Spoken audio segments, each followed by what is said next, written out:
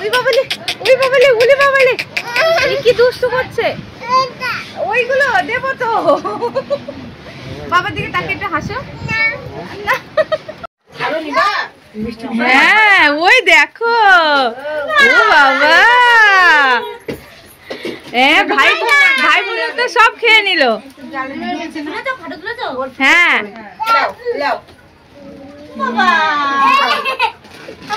একটু তাকাও একটু তাকাও এই যে এই মাসিরা তাকাও বাবা তাকাও ও বাবা এই যে hey everyone welcome to Putu's blog. শুক্রবার আমার বড় কাকার ছেলের বউয়ের সাধ ছিল হুগলি চুচুড়াতে। এতগুলো ননদের ভিড়ে ও হচ্ছে একমাত্র আদরের ভাইয়ের বউ।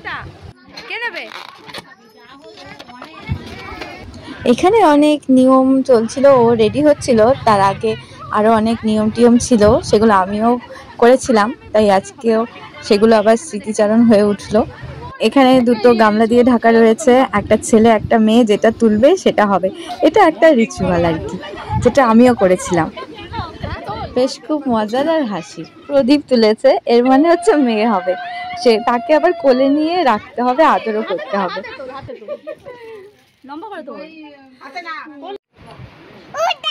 ওইটা কতগুলো বেলুন, এইটা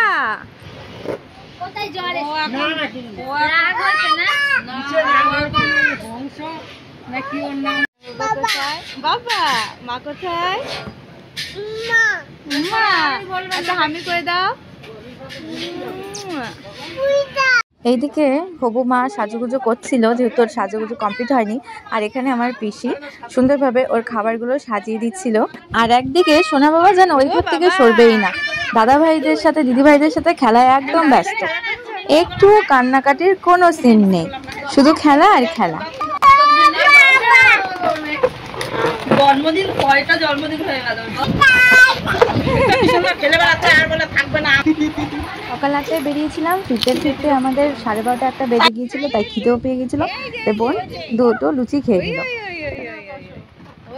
এইদিকে আমাদের হবু মা একদম কমপ্লিট সাজুগুজুতে। কি মিষ্টি লাগছে না বলো?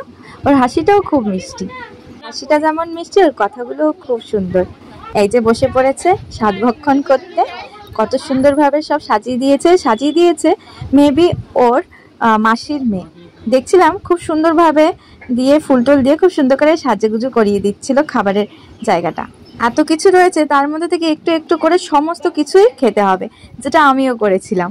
এই যে আমার ভাই, ও হচ্ছে আমাদের একমাত্র ভাই, ও বসে পড়লো। দেখো ওর থেকে মনে হচ্ছে ও লজ্জা পাচ্ছে, নতুন বাবা হবে বলে কথা, একটু এক্সাইটেড তো থাকেই বলো। আমরাও ছিলাম, মানে কি বলবো, ওকে দেখে পুটুস যখন পেটে ছিল, মানে সেই জিনিসগুলো আমারও মনে পড়ে যাচ্ছে, সেই স্মৃতিচারণ হয়ে উঠছে। এইদিকে শ্রাবন্তীর মা মানে হবু মায়ের মা খাইয়ে দিল, তারপর আমার বড় কাকি মানে সেজো মা ওদের খাইয়ে দিচ্ছে। আর এদিকে দেখো ভাইও মাথা খাইয়ে দিচ্ছিল। সেজো মা একটু তাকাও, এটা ঘোমটাটা সরাও, এইভাবে সরাও। এবার আমার দিকে তাকাও। হ্যাঁ হয়ে গেছে, হয়ে গেছে। পিছে তাকাও। ও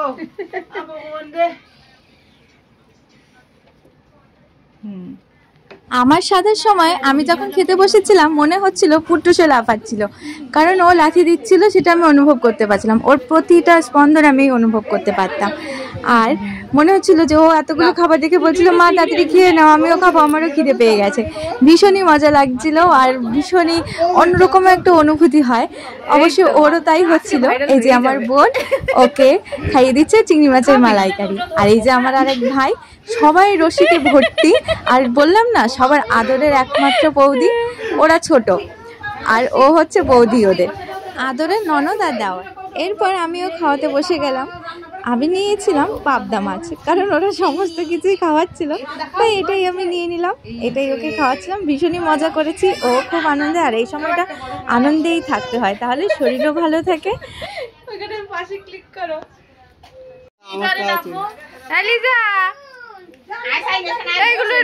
এই যে এখন খাওয়া দাওয়ার পর্ব চলছিল, ছোটরা চলে এসেছে কেক দেখে।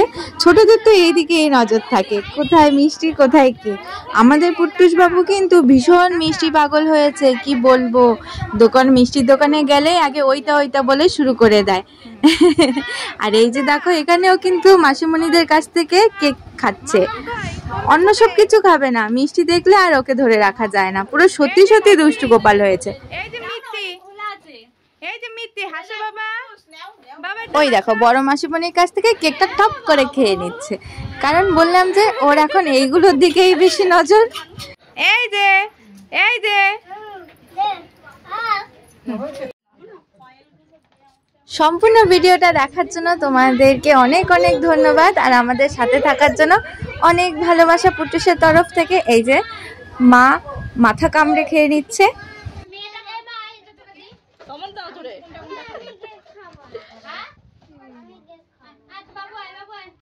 কোনটা? এটা টাকা হাসি হাসি করো, এটা হাসো। ও বাবা, কোনটা?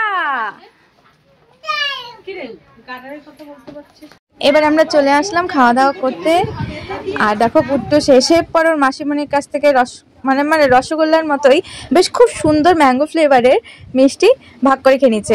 খেতেই দেবে না কাউকে, ওই খাবে, আর কি বলবো।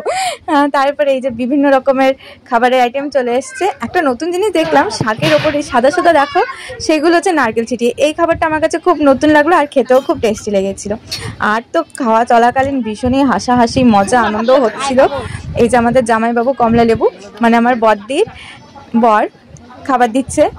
পাবদা মাছগুলোর যে সাইজ ছিল, এক থালা পুরো ভর্তি হয়ে যাচ্ছিল। আর আমার বোন ওকে হচ্ছে সব থেকে ছোট মাছ দিতে হবে, তাই নিয়ে অনেক হাসাহাসি। আমাদের এই জামাইবাবুটা খুব ভালো আর খুব মজার, যেরকম আদরে রাখে সেরকম মানে কি বলবো, হাসাতে হাসাতে যেন পেটই ভরিয়ে যায়, হাসতে হাসতে পেট ভরে যায়। আর ও হচ্ছে আমার পিসির ছেলে, মেজো পিসির ছেলে, ছোট ছেলে। ও খাবার দিচ্ছে,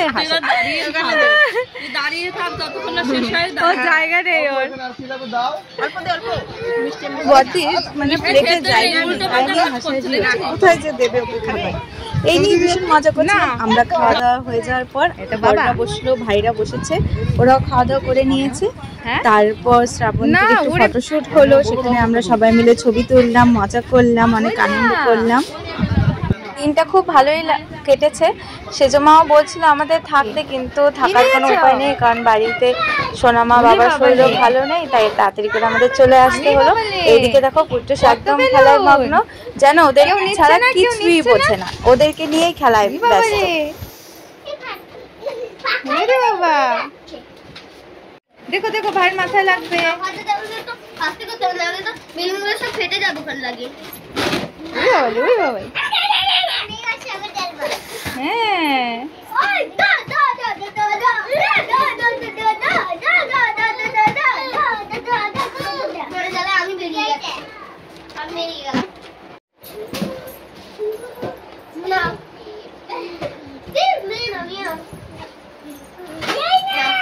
বাবা বেলুন দিয়েছে।